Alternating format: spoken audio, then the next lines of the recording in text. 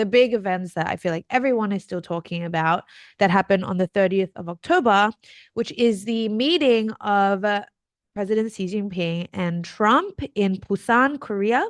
So I wanted to ask you, just from your observation, your own personal commentary, what aspects of the meeting's outcomes or the agreements reached were surprising to you? Or what in the meeting in general was surprising to you? Well, that's a very good question. What I think was surprising to me, or perhaps not surprising, but incredibly important, was the way in which this meeting was being spun by the Trump administration and has been spun since the beginning of it until the very end and thereafter. We have the Trump administration claiming that this has been a huge victory for the United States and, of course, for his administration. He even referenced a few times this concept of a G2, essentially saying the US and China were the biggest players on the global stage working together, when in fact, the entire reason for this meeting coming about is because the Trump administration, the Biden administration before him, and then his administration, as you referenced back in the 2016 to 2020 era, those three administrations brought us to the point where it was essentially the United States. This has to be very much put out there in front of everyone's eyes, and everyone needs to hear this, that it was the United States that had to come back to the table to China, because not only have the tariffs been a complete and utter disaster, they are having a very negative impact on the domestic political economy in the United States. Prices are very high, and there's no sign, and there will be no sign, that tariffs are going to bring some kind of industrial renaissance that oftentimes Trump hearkens to in his kind of worship of the William McKinley era of the United States. The big issue that was really at play here was what China ended up doing right before this meeting, which is announced that it was going to undertake what is a domestic political reform with international ramifications, export controls on rare earth minerals. And so China processes, I believe, like 90% around of the entirety of the world's rare earth minerals. There really isn't another company in the world that can process these minerals so that they can be exported for use in the most critical technologies in the world, especially for the United States, the defense industry. The United States really relies for their submarines, their jets, their drones. They rely on these rare earth minerals to be able to build them, operate them, etc. So that was the trump card that China pulled out. And in many respects, when you read what the Ministry of Commerce in China posted or published after they announced these export controls, it was very rational and understandable why they would undertake this kind of reform. One, it's completely within international law. It's also within the bounds of Chinese domestic law. China has every right to do whatever it wants with its own rare earth minerals. But two, and I think this is the biggest point, is that China explicitly, the Ministry of Commerce explicitly said that the reason why they wanted to regulate these rare earth minerals was because they have a specific interest in ensuring that these crucial resources, these precious metals, are used for purposes that protect and enhance global peace and security rather than damage it. And that, in my estimation, was a direct reference to how these rare earth minerals are, in fact, processed and then exported and then eventually used within defense industries and technologies, mainly in the United States, but also Europe, et cetera, that potentially could be used against China. And to be honest, when we look at all the weapons that flow into Taiwan that have been stationed all across the Asia Pacific surrounding China, that is just a fact that eventually these rare earth minerals end up in these technologies that the U.S. is deploying to the region. So that, if you hear the words of Scott Bessent, if anyone was listening to him before, during, and after the meeting, this was the primary concern. This is why the United States really had to come back to the table. The United States could continue on with the tariffs, make the American people and the American worker suffer more and more and more, bother the rest of the world and destabilize the economic situation.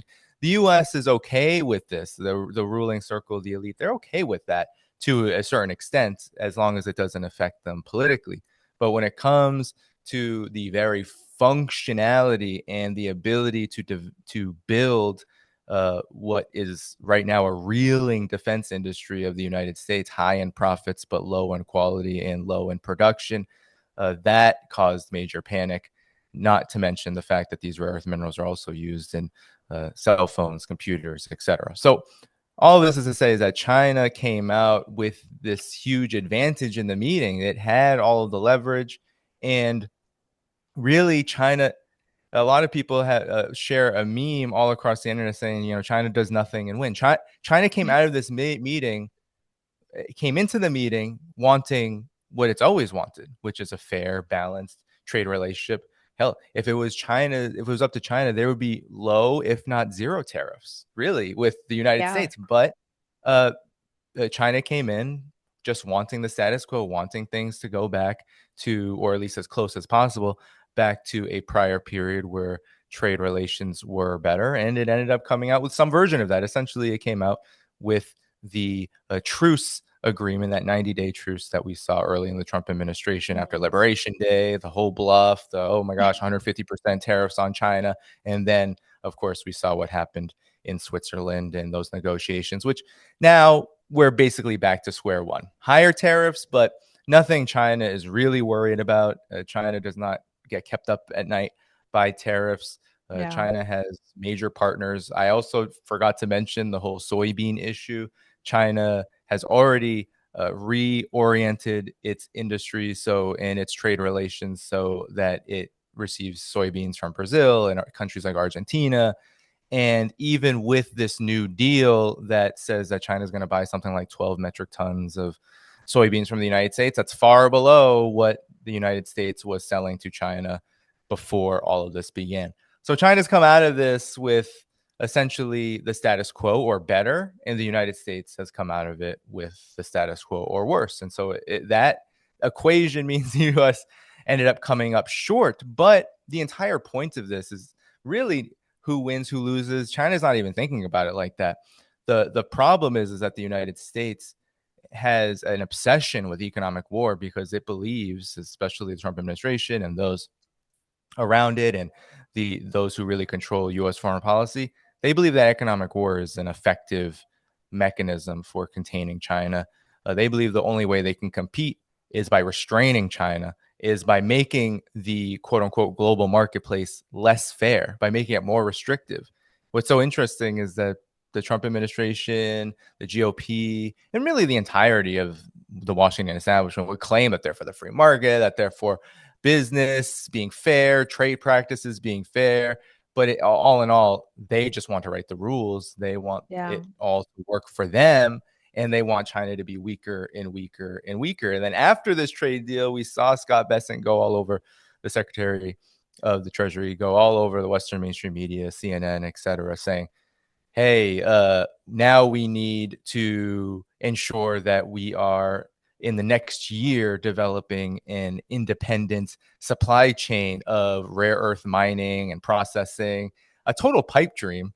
All of the companies processing rare earth minerals right now are Chinese.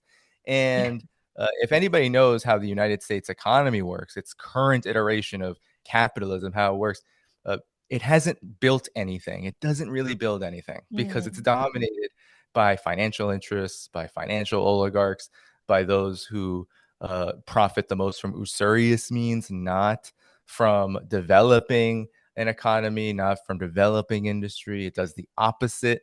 And so to expect the United States to build a supply chain in a single year that can rival what China is doing with its own rare earth minerals is a pipe dream. Malaysia, Thailand, these countries, they should be worried if they end up in an arrangement with the United States around this, because it's probably going to end up being a disaster. There is no track record saying the U.S.